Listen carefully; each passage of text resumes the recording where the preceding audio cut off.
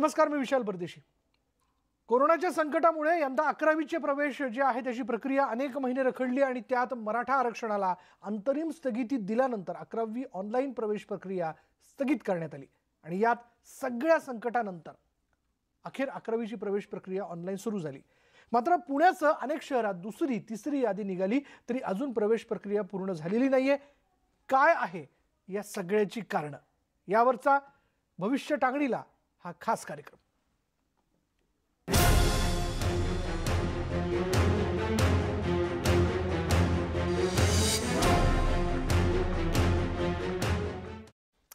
पुण्यामध्ये 11वीची प्रवेश प्रक्रिया सुरू होऊन 3 महिने लोटलेत आणि कालच तिसरी यादीही जाहीर झाली, पण अवघे 40% प्रवेश निश्चित झालेत। पण हे असं का होतंय? याला मुलांचा ठराविक कॉलेजेसच्या पसंतीचा आग्रहच कारणीभूत आहे का, की आणखी काही कारण आहेत? तर दुसरीकडे 11वीच्या ॲडमिशनची प्रवेश प्रक्रिया लवकरात लवकर पूर्ण व्हावी यासाठी शासनाने पालक आणि विद्यार्थ्यांमध्ये कॉलेज पसंतीक्रम भरण्यासंबंधी जनजागृती करावी अशी अपेक्षा विद्यार्थी संघटनांनी केलेली आहे।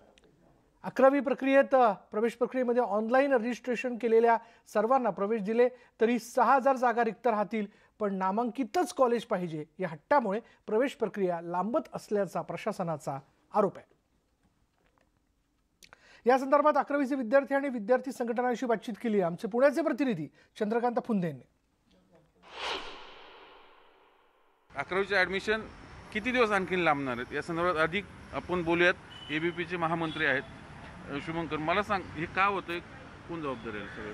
ॲक्च्युली असं झालं, 10वीचे निकाल लागला जून महिन्यामध्ये, त्यानंतर कोविडचा पॅन्डेमिक चालू होता, त्यानंतर प्रोसेस थोडी पुढे गेली, पण सगळ्यांचे ऑनलाईन लेक्चर चालू होते। तर सरकारची यामध्ये अशी चूक झाली की सरकारने पहिल्यांदा काय केलं, पहिली लिस्ट ही मराठा आरक्षणानुसार लागली, म्हणजे 13% मराठ्यांना आरक्षण होतं, त्यातले 35,000 ॲडमिशन सुरुवातीला झाले। नंतर माननीय सुप्रीम कोर्टाने त्या आरक्षणावर स्थगिती आणल्यानंतर ह्यांनी पूर्ण शासनाने 2 महिने ते सगळं थांबलं, आता पुन्हा सुरू झालं, तिसरी यादी आली, मग पुढं काय? आता पुढची जी प्रोसेस चालू आहे ती थोडी लेट चालू आहे। आता यामध्ये खूप मोठा गोंधळ चालू आहे। एकतर इंजिनिअरिंगचे ॲडमिशन चालू आहेत, लॉचे ॲडमिशन चालू आहेत, MBAचे ॲडमिशन चालू आहेत, त्यामध्ये 11वीचे जे विद्यार्थी आहेत ते घुसमळले जातात। जे नामांकित कॉलेज आहेत त्याचा तुम्ही पसंतीक्रम देता, तिथं तुम्हाला ॲडमिशन मिळत नाही, कारण ऑलरेडी पुण्यातल्या नामांकित जे कॉलेजेस आहेत त्यांच्या कट ऑफ लिस्ट अबव 90 आहेत आणि तिथं जर 70% मुलांनी ॲडमिशन फॉर्म टाकला तो मिळत नाही, यामुळे ते सगळं लांबतंय। यामध्ये असंही आहे की जे काही संबंधित अधिकारी याच्याबद्दल माहिती देतात त्यांनी ती माहिती उघड दिली पाहिजे। पहिली गोष्ट, याची पूर्ण माहिती विद्यार्थ्यांना पोहोचत नाहीये। विद्यार्थ्यांना आता शेवटी शाळेतून आलेला विद्यार्थी एक स्वप्न घेऊन आलेला असतो की मला या कॉलेजमध्ये ॲडमिशन घ्यायचंय, तर तो स्वप्न बघत असतो, त्याप्रमाणे तो प्रत्येक आपल्या कॉलेज निवडण्याचा त्याचा प्रयत्न असतो। तर आपल्या मार्कनुसार आपल्याला जे कॉलेज मिळणार आहे ह्याची एक संबंधित माहिती शासनाने पण विद्यार्थ्यांसमोर जाहीर केली की पाहिजे की तुम्ही अशा प्रकारे तुम्ही प्रेफरन्स टाका, याची पूर्ण माहिती विद्यार्थ्यांना नाही आहे। आज बहुसंख्य 11वी प्रवेशाचे विद्यार्थी आहेत अथवा इतर कुठल्याही शैक्षणिक संस्थेचे प्रवेशाचे विद्यार्थी असेल, त्यांना जे ॲडमिशन प्रक्रियेमध्ये ज्या अडचणी होते ते मुळात शासनाने त्यांच्या पद्धतीने योग्यरित्या त्यांना मार्गदर्शन करून ते सॉर्ट आउट करायचे होते, पण प्रशासनाकडून असं कुठल्याही प्रकारचं आम्हाला काही हे भेटलेलं नाही आहे। त्याच्यामुळे आमची अशी मागणी आहे सरळ की जे काही विद्यार्थी आहे, आता सध्याला सगळे शैक्षणिक संस्था आहेत त्यांच्या ॲडमिशनचे जागा रिक्त आहेत, पण त्यांना शैक्षणिक संस्थेत प्रवेश भेटत नाही। अक्षरशः 11वीच्या 3 फेऱ्या झालेल्या आहेत, पण त्याच्यामध्ये अजूनही विद्यार्थ्यांना कोणालाही बरेच जणांचे नंबर लागलेले नाही आहे। आता एवढं असूनसुद्धा प्रशासन असा ढिम्मक का पडलेलं आहे त्याचं आम्हाला उत्तर हवं आहे। मला 10वीला 77% मार्क पडले आणि मला SP कॉलेजमध्ये ॲडमिशन हवं आहे। पण आता SPचे कट ऑफ लिस्ट अबव 90 जाते नेहमी, किंवा फार तर फार 85, मग तू कसं करणार ॲडमिशनचं? लिस्टमध्ये 4 लिस्ट असतात, त्यापैकी मग 4पर्यंत प्रयत्न करायचा, जर नाहीच लागलं तर मग जे आपल्याला लागल ते मग चूज करून पुढे जायचं। ओके, मी थोडक्यात ही मुलं आपल्या पसंतीक्रमाचे कॉलेजसाठी आग्रह आहेत म्हणून ही प्रोसेस लांबते। तुझं काय? माझं नाव संग्राम जोरे, मी 10वीतून पासआउट झालं, मला 80% पडले। तुला कुठे ॲडमिशन हवं आहे? SP college. आता तिसऱ्या यादीत नंबर लागला का तुझा? नाही। मग पुढची अपेक्षा कशी आहे तुझी? दुसरं पसंतीक्रम हवं की नाही? दुसरा नाही, SP कॉलेज। मग कसं मिळणार कसं? जर तिथली कट ऑफ लिस्ट अबव 90 किंवा फार तर फार 85 उतरते, आशेवर आहे अजून। आशेवर मी पाहिलं मुलं आशेवर आहेत आपलं फेवरेट कॉलेज मिळवण्यासाठी। तुझं झालं ॲडमिशन? तुझं नाव? माझं ॲडमिशन झालं आहे, माझं नाव तनुजा पवार, मी अहिल्यादेवी शाळेतून माझं 10वी पासआउट झाले आहे आणि माझं फर्ग्युसन कॉलेजमध्ये ॲडमिशन। किती टक्के तुला? 81%। म्हणजे आपण पाहिलं म्हणजे काही विद्यार्थ्यांना ॲडमिशन झालीत, काहींना नाही झालेली, कारण त्यांना त्यांचं अपेक्षित कॉलेज हवं आहे, पण ते त्याची कट ऑफ लिस्ट अजून खाली येत नाही, तिसरी यादी झाली तरी. म्हणून हे सगळ्या मुलांची ॲडमिशन लांबत आहेत, ती प्रवेश प्रक्रिया सगळी लांबते. म्हणूनच शिक्षण विभाग सगळ्या पालकांना आणि विद्यार्थ्यांना आवाहन करते की तुम्ही त्या कॉलेजेसचं गेल्या वर्षीचं एक सरासरी कट ऑफ लिस्ट बघूनच तुम्ही ते प्रेफरन्स द्या, तरच ही प्रोसेस लवकर उरकेल. नाही तर अशीच ती तिसरी यादी, चौथी यादी, पाचवी यादी असं ते लांबत जाईल आणि तुमच्याच कॉलेजेसला उशीर होईल. व्हिडिओ जर्नलिस्ट निखिल करंदीकरसह चंद्रकांत फुंदे, न्यूज 18 लोकमत, पुणे. पुण्यामध्ये फर्ग्युसन, SP, गरवारे, BMC या सर्व नामांकित कॉलेजेसने 11वीचा मॅनेजमेंट कोटा सरकार जमा केला आणि त्यामुळे वशिल्याने प्रवेश मिळण्याची सुतराम शक्यता नाही. सर्व प्रवेश CET-द्वारे ऑनलाईन पद्धतीनेच होणार आहे. याचबाबत पुणे विभागाच्या 11वी प्रवेश प्रक्रियेच्या प्रमुख आणि सहाय्यक शिक्षण संचालिका मीना शेणकर यांच्याशी बातचीत केली आहे आमचे पुण्याचे प्रतिनिधी चंद्रकांत फुंदे यांनी. मॅडम मला सांगा, आता 11वीची प्रवेश प्रक्रिया मध्यंतरी एक मराठा आरक्षणामुळे थांबली होती, 2.5 महिने त्यात वाया गेले, पुन्हा सुरू झाली. तुम्ही स्पीडली ते करतायत पण ॲडमिशन होत नाहीत, हे किती दिवस लागणार आणखी? ॲक्च्युअल आपल्याला ॲडमिशन होत नाहीत असं म्हणता येणार नाही. तुम्ही जर आमची स्क्रीन बघितली माझ्या लॉग इनची, त्या स्क्रीनवर आपल्या लक्षात येतं की ऑलमोस्ट आम्ही आत्तापर्यंत 64,000 मुलांना अलॉटमेंट दिलेली आहे. आपण फर्स्ट राऊंडमध्ये आम्ही 40,013 मुलांना, सेकंड राऊंडमध्ये 23,120, थर्ड राऊंडमध्ये सुद्धा आम्ही 12,461 मुलांना अलॉटमेंट दिलेली आहे. पण अलॉटमेंट देऊनही ॲडमिशन मुलं घेत नाहीत. म्हणजे मुलं इथं दिसताना असं दिसतं की ते प्रेफरन्स जो चूज करतायत ना, तो प्रॉपर अभ्यास करून चूज करत नाही. म्हणजे बऱ्याचदा असं दिसते आपल्याला, 2 प्रकार दिसत आहेत. एकतर प्रेफरन्स एकदम इतका जास्त मेरिट असणारा चॉईस केला जातो की तिथं ॲडमिशन मिळत नाही, किंवा असा प्रेफरन्स ब्लाइंडली चूज केला जातो की ॲडमिशन मिळतं पण त्यांना तिथं जायचं नसतं. तर पालकांना मी तुमच्या माध्यमातून असं आवाहन करेल की तुम्ही जो प्रेफरन्स देणार आहात त्याच प्रेफरन्सनुसार तुमचं ॲडमिशन होणार आहे. पण फक्त तुमचा प्रेफरन्स तुम्ही निवडत असताना तुमच्या विद्यार्थ्याचं, तुमच्या पाल्याचं मेरिट आणि त्या कॉलेजचं कट ऑफ, कारण आम्ही दरवेळी सिस्टीमवर आम्ही मागच्या राऊंडचा कट ऑफ डिक्लेअर करत असतो. इव्हन फर्स्ट राऊंडला सुद्धा आम्ही मागच्या वर्षीचा कट ऑफ डिक्लेअर केलेला होता. तेव्हा पण वारंवार मी ऑनलाईन मीटिंगमध्ये सांगितलं होतं की पालकांनी प्रेफरन्स निवडत असताना मागच्या वर्षीचा कट ऑफ बघा. म्हणजे साधारणपणे तुमच्या विद्यार्थ्याला समजा तिसऱ्याच्या आधीचा विचार करायचा झाला तर जे नामांकित कॉलेज आहे, म्हणजे पुण्यातलं SP असेल, फर्ग्युसन असेल, गरवारे असेल, BMCC असेल, याची कट ऑफ लिस्ट काय? अबाव 96%. आणि इथं 70% वाले मुलं फॉर्म भरतात, प्रेफरन्स द्या, त्यामुळे घोळ होते. तर 75% वाला मुलगा सुद्धा BMCC, फर्ग्युसन, SP या कॉलेजचं प्रेफरन्स देत असतो. ॲक्च्युअली हे मेरिट तुमचं 94%, 95%, इव्हन 96% पेक्षा जास्त आहे फर्ग्युसन आणि BMCCचं. तर मग 96% पेक्षा जास्त असणारं मेरिट जर 70% किंवा 75% मार्क असणाऱ्या मुलांनी निवडलं तर ॲडमिशन होणार नाही, हे क्लिअर आहे. कारण सगळं काही आपण ट्रान्सपरंट होतं आहे. त्याच्यामध्ये तुमचं मेरिट आणि तुमचा प्रेफरन्स या दोन्ही गोष्टी एकत्र चेक केल्या जातात. मॅच झालं तर अलॉटमेंट होते, मॅच नाही झाली तर अलॉटमेंट होत नाही. म्हणजे याच्यामध्ये सिस्टीमचा काहीच दोष नाही. पालकांनी थोडा अधिक होमवर्क. आता हे कॉलेजेसना मॅनेजमेंट कोटे असतात, यांनी काही जमा केलेच नेमकं काय?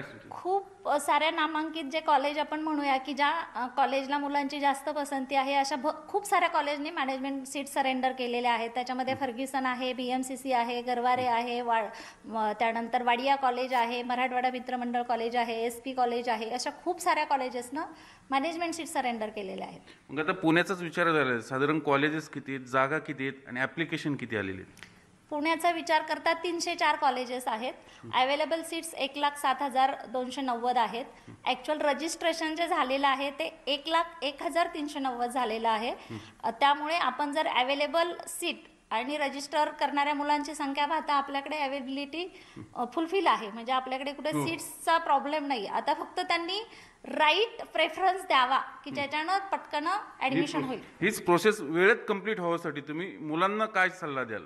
मी मुलांना आणि पालकांना एवढाच सल्ला देईल की त्यांनी जे कट ऑफ आम्ही डॅशबोर्डला टाकलेले आहेत वेब पोर्टलच्या, ती कट ऑफ लिस्टचा त्यांनी बारकाईनं अभ्यास करावा. त्यांचं स्वतःचं मेरिट आणि कट ऑफ लिस्ट ज्या ठिकाणी मॅच होत्या असे कॉलेजेस त्यांनी सिलेक्ट करावेत किंवा असे कॉलेजचा प्रेफरन्स त्यांनी द्यावा, जेणेकरून त्यांचं स्पेशल राऊंड 1-2 ॲडमिशन होऊन जाईल आणि ॲडमिशन प्रक्रिया लवकर संपेल. व्हिडिओ जर्नलिस्ट सचिन हंचाटेसह चंद्रकांत फुंदे, न्यूज 18 लोकमत, पुणे. ब्रेकनंतर बघूयात, कोरोना काळातही शाळांच्या शुल्कवाढीचा मुद्दा निकालात निघत नाहीये. अनेक शाळांनी फी भरली नाही म्हणून मनमानी करत ऑनलाईन शिक्षण थांबवलेलं आहे. फ्रीमध्ये सवलत दिली जावी अशी पालकांची मागणी आहे आणि याकडे शाळा प्रशासन दुर्लक्ष करतंय. फीत सवलत खरं तर देण्याची त्यांची मागणी आहे आणि या सगळ्या तक्रारींच्या विरोधात मुंबई आणि पुण्यातील पालक शालेय शिक्षण राज्यमंत्री बच्चू कडू यांच्याकडे आपलं गाऱ्हाणं घेऊन आलेले आहेत. त्यांच्याशी संवाद साधला आमचे प्रतिनिधी प्रणाली कापसे यांनी. आज आम्हाला जे आमंत्रण दिलेलं आहे ते मुंबई आणि पुण्याचे पॅरेंट्स आज इथे आलेले आहेत. आपण सगळ्यांना माहितीच आहे आणि इनफॅक्ट न्यूज 18नी खूप चांगला मुद्दा लावून धरला होता गेल्या बऱ्याच दिवसांपासून, जो वारंवार फीस न भरल्यामुळे मुलांचं ऑनलाईन एज्युकेशन थांबवू नये असे सरकारी आदेश होते. पण सरकारी प्रायव्हेट शाळा ह्या सरकारी आदेशाला कधीच मानत नाहीत, हे वारंवार दाखवून देत आहेत. त्याचाच एक भाग म्हणून गेल्या परवाच्या दिवशी त्यांच्या संघटनेने एक मागणी केलेली आहे की पुढचे 3 दिवस शाळा बंद राहतील. वास्तविक पाहता पुढच्या 3 दिवसात शाळा बंद ठेवण्यामागचं कारण काय आम्हाला समजलं नाहीये. कारण गेले जवळजवळ 6 ते 7 महिने झाले बऱ्याच शाळांचे ऑनलाईन शिक्षण हे ऑन ऑफ होतंय आणि एवढं सगळं असताना सुद्धा फीस ही पूर्ण आकारल्या जाते. सध्याचा जो फीसचा मुद्दा जो काही इश्यू केला जातोय त्याच्यात आमचं म्हणणं असं आहे की शाळा व्यवस्थापनाने PTN सोबत बसावं, पालकांसोबत बसावं, त्यांना समजून घ्यावं आणि त्याच्यावरती कुठेतरी मध्यमार्ग काढावा. असा एक मेसेज पास होतो की पालक फीस भरायला तयार नाही. वास्तविक पाहिलं तर 15 ते 20% फक्त पालक आहेत की ज्यांची फीस अजून बाकी आहे, जे खरोखर सफरर आहेत त्या कोरोना काळामधले.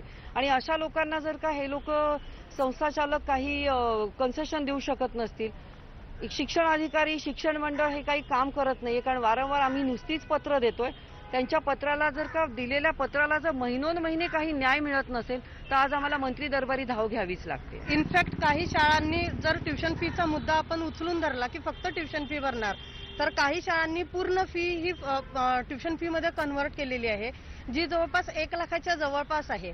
म्हणजे जर ट्युशन फी जरी धरली तरी 1 लाख रुपये फी पॅरेंट्स सध्या भरू शकत नाही आहे.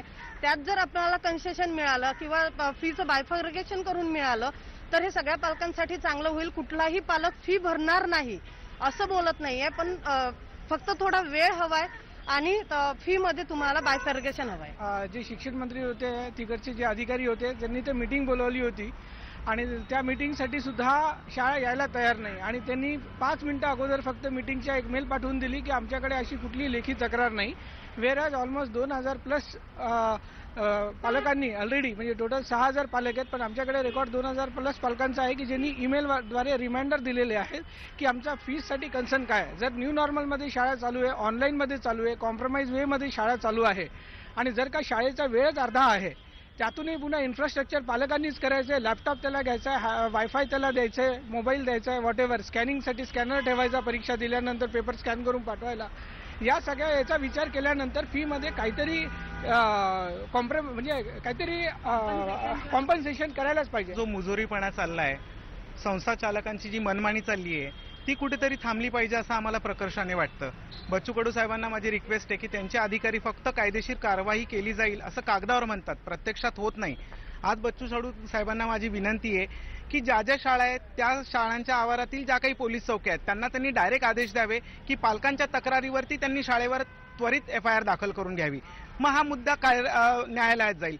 न्यायालयात आम्ही सिद्ध करू की शाळा किती खोटी आहे, कारण तशी कागदपत्र सरकारी ऑफिसर्सने आम्हाला दिलेली आहेत. प्रत्येक शाळा प्रत्येक सुनावणीत दोषी झालेली आहे, दोषी ठरलेली आहे.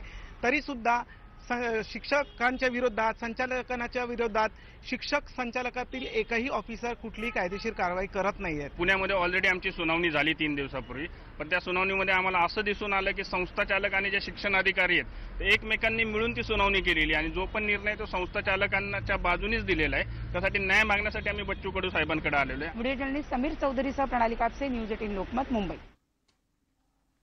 खरं तर यापूर्वीच न्यूज 18 लोकमतने शिक्षणाचा बाजार या विषयाला घेऊन एक विशेष वृत्तमालिका चालवली होती आणि आत्ताही आम्ही दिवसभर याबद्दलच्या बातम्या ज्या आहेत त्या पोहोचवतोय. म्हणजे पालकांचा आवाज असेल, शिक्षण संस्था चालकांचं काय म्हणणं आहे तोही मुद्दा असेल, तो समोर मांडण्याचा आमचा प्रयत्न आहे. आणि याच विषयी आम्ही आत्ता या अख्ख्या बुलेटिनमध्ये बच्चू कडू यांच्याशी संपर्क साधण्याचा प्रयत्न केला, पण काही कारणास्तव ते व्यस्त असावेत, त्यांच्याशी संपर्क होऊ शकलेला नाही आहे. पण न्यूज 18 लोकमत पालकांच्या पाठीमागे आहे. खरं तर पालकांनी देखील आपलं एक शिष्टमंडळ आणि संस्था चालकांनी आपलं एक शिष्टमंडळ त्या भागात म्हणजे पुणे असेल, मुंबई असेल, नागपूर असेल, त्या भागात ज्या ठिकाणी असा पेच निर्माण झालेला आहे, ज्या पालकांना फी भरता येत नाही किंवा काही प्रमाणात त्यांनी फी भरली पण पाल्यांचं ऑनलाईन शिक्षण जे ते बंद करण्यात आलेलं आहे, चर्चा करून हा विषय सोडवणं फार महत्त्वाचं आहे. आता जर हा विषय सुटत नसेल तर सरकार दरबारी जाऊन पालक याबद्दलची दाद मागतात आणि आता राज्य सरकारलाच यात हस्तक्षेप करावा लागतोय की काय हे आता बघावं लागेल. बघूयात काय यातनं उपाय काढला जातोय. पण न्यूज 18 लोकमत या विषयाला धरून घडामोडी आपल्यापर्यंत पोहोचवत राहील. यानंतर इथेच थांबूयात. पहा फक्त news 18 Lokmat.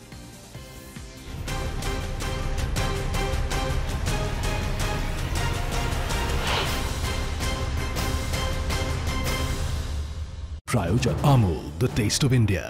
Ukaya Advanced Tubular Technology Inverter Battery. Nasaka Water Purifier. आणि पेट सफा हर रोग दफा.